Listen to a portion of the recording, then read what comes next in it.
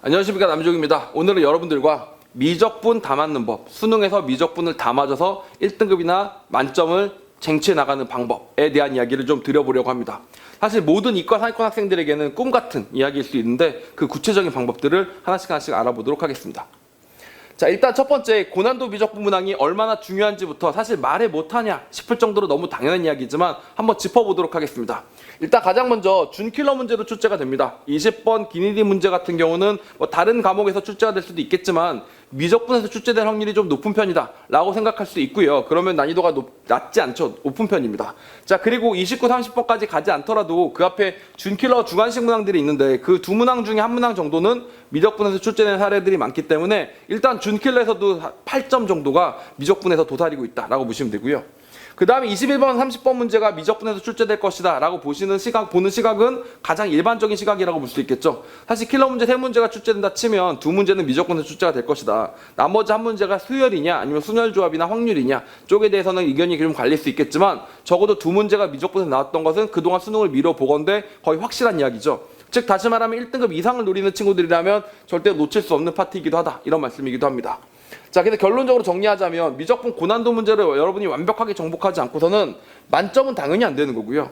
심지어 1등급도 안 될 수도 있다라고 생각해 주시면 됩니다. 왜냐하면 이 두 문제 중에 한 문제를 틀렸다가는 이미 이 두 문제 말고 29번 문제를 맞았다 할지라도 1등급을 받을 수가 없게 되는 그런 냉혹한 현실이 있다. 즉 다시 말하면 100점이냐 1등급이냐 2등급이냐 심지어는 3등급이냐를 결정하는 그 기준에도 미적분 좀 어려운 문제들을 우리가 얼마나 풀어나갈 수 있는지가 가장 결정적 영향을 미친다라고 할 수 있기 때문에 사실 이과 상위권 학생들은 뭐 더 이상 말씀 안 드려도 그렇지, 미적분 고난도 문제 푸는 게 사실 수능 수학의 핵심이지라는 점에 대해서는 다들 동의하실 거라고 생각을 합니다. 자, 그러면 어떻게 공부할 수 있느냐? 미적분 킬러 유형이라는 게 있습니다. 자, 여러분 보세요. 미적분 문제는 대단히 어렵습니다. 특히 21번, 30번 문제는 상당히 어려워요. 자, 그런데 그냥 지나치게 더러운 계산이나 아니면 정말 모를 만한 아이디어들을 숨겨놔서 어렵게 내서는 안 됩니다. 누구나 다 이해할 수 있고 누구나 다 사고력적으로 풀어나갈 수 있고 실제로는 교육과정에 전혀 위배되는 내용이 없는 문제임에도 불구하고 학생들이 어려워서 정말 1등급을 받을 정도로 수학을 잘하는 학생들마저도 못 풀게끔 해야지만 맞는 것이 바로 킬러 문제다라고 말씀을 드릴 수가 있습니다. 그렇죠? 자, 그러다 보니까 미적분 킬러 문제들을 잘 보다 보면 매우 다양한 형태로 이것저것이 막 나오는 것이 아니라 정해진 유형 안에서 반복 출제된다는 것을 대단히 많이 느낍니다. 이 문제는 그때 이 문제랑 비슷하고 이 문제는 그때 이 문제랑 비슷하고 이 문제는 이렇게만 바뀐 것밖에 안 된다라는 것들을 많이 느끼는데 제가 학생들하고 이야기를 해보면 그리고 학생들이 공부하는 모습을 보고 있으면 그걸 잘 몰라요. 왜냐하면 미적분 킬러 문제 특성상 겉으로 보기에는 똑같은 문제인데도 불구하고 숫자만 바뀌고 함수만 바뀐 문제인데도 불구하고 물어보는 게 전혀 다른 경우도 있고 물어보는 게 똑같은데도 불구하고 겉으로 보면 전혀 공통점을 발견할 수 없는 경우들도 있기 때문에 학생들이 만약에 미적분 킬러 문제를 푼다면 보통 무식하게 극한, 미분, 적분으로 나눠서 문제를 푼다든지 아니면 적분 내에서도 뭔가 박스형 문제, 박스형이 아닌 문제로 문제를 푼다든지 뭔가 터무니없는 기준으로 유형을 분류해서 문제를 풀고 있더라 라는 말씀을 드리고 싶은 겁니다. 즉 다시 말하면 미적분 킬러 유형을 제대로만 분류해서 그 유형들을 모아서 공부를 해나가면 그 유형별로 해법들이 정립되기 시작하면서 여러분들의 실력이 비약적으로 향상할 수가 있는데 그렇게 하지 못하고 항상 문제가 뭐냐면 그냥 킬러를 이거 풀었다 저거 풀었다 이거 풀었다 하는 거예요.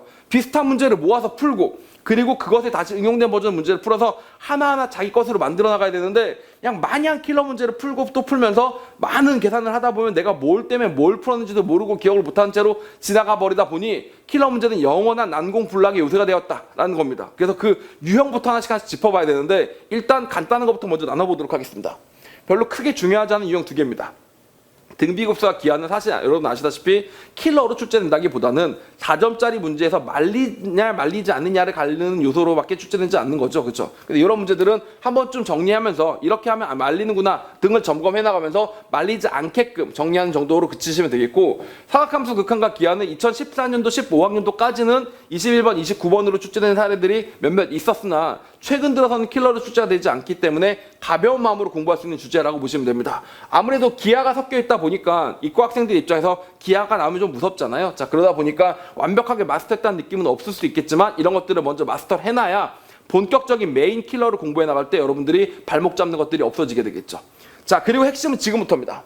자, 최근 들어서 가장 많이 출제되고 있는 문제가 바로 세로운 함수와 미적분 고난도라는 문제입니다. 즉 다시 말하면 미적분 문제를 출제하는데 미분이 어렵거나 적분이 어려운 게 아닌 거예요.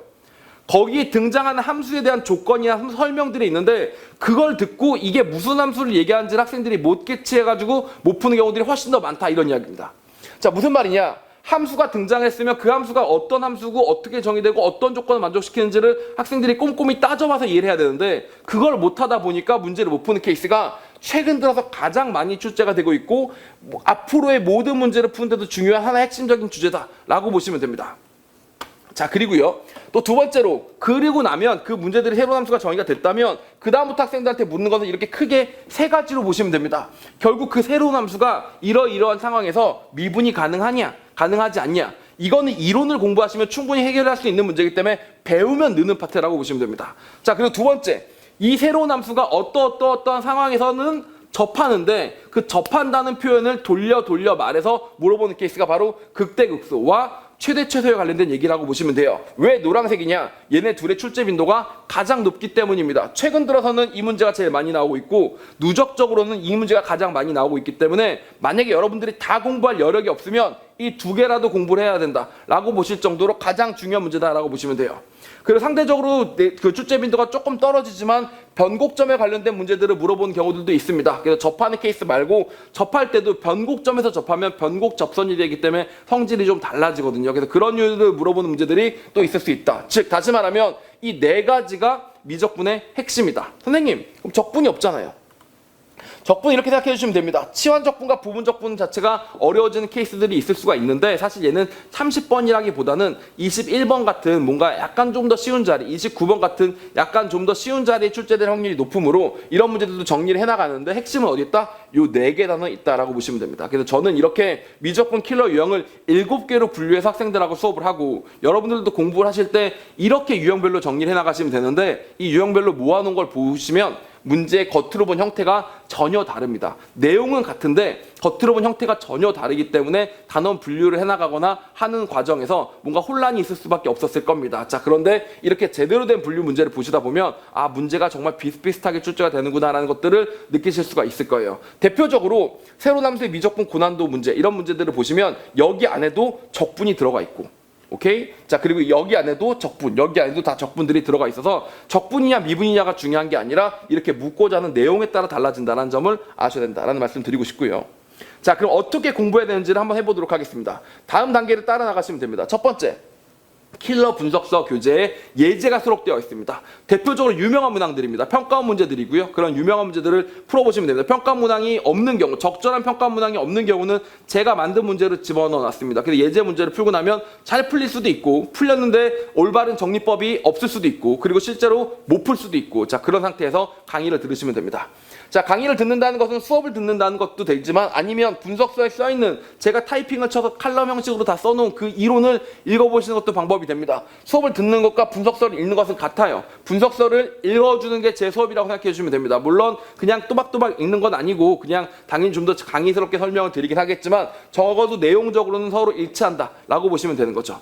자, 그래서 이제 예전에 이렇게 푸는 거구나 라고 알아들었다라면 유제를 풀어보시는 겁니다. 유제를 풀어보시면 유제가 충분히 들어가 있을 거고요. 이따 문제 개수가 몇 개인지 알려드리겠지만 그 유제를 풀다 보면 예제랑 매우 유사하고 실제로 묻고자 하는 내용이 같다는 것을 아시게 될 겁니다. 그럼 그런 식으로 풀다 보면 이런 걸 내가 마스터한 느낌이 드는데가 되면서 드디어 한 단원이 마무리가 지어지는 거고, 그렇다고 해도 다음에 모의고사 치면 아마도 여러분 또 틀리실 수도 있을 겁니다. 왜? 어려우니까, 킬러니까. 자, 그러면 그 다음 마지막 단계가 뭐냐면 다른 모의고사 문제를 푸시는데 그렇게는 틀렸는데 적어도 나는 유형 분류가 됐잖아요. 자, 그러면 내가 또 6번 유형인데도 불구하고 틀렸구나. 변곡점 저번에 연습했는데도 또 틀렸구나. 이게 여기 해당되는 케이스였는데 그걸 내가 몰랐구나 라고 생각하시면서 그러면 그 해당되는 단원에 해당되는 문제 모음에 가가지고 그걸 다시 읽고 풀어보시는 습관들을 반복하시다 보면 모의고사 문제에서 맞춰나가는 빈도가 점점점 높아지면서 정말 여러분이 성실히만 하신다면 100점을 보장할 수도 있을 만큼 실력이 느실 겁니다. 자, 그럼 교재 단원 구성은 어떻게 되어 있느냐? 상권의 등비급수와 기하, 삼각함수의 극한과 기하가 있습니다. 즉 다시 말하면 아까 말씀드렸다시피 약간 쉬운 문제들로 구성되어 있는 거고요. 중이 가장 메인이라고 보시면 됩니다. 새로운 함수와 그 미적분 고난도, 그리고 케이스 1의 미분관수와 미분계수는 이론을 배우시면 된다고 했었고, 극대극수와 최소에 대한 내용들이 이제 중간에 들어가 있고 실제로 책도 가장 두껍습니다.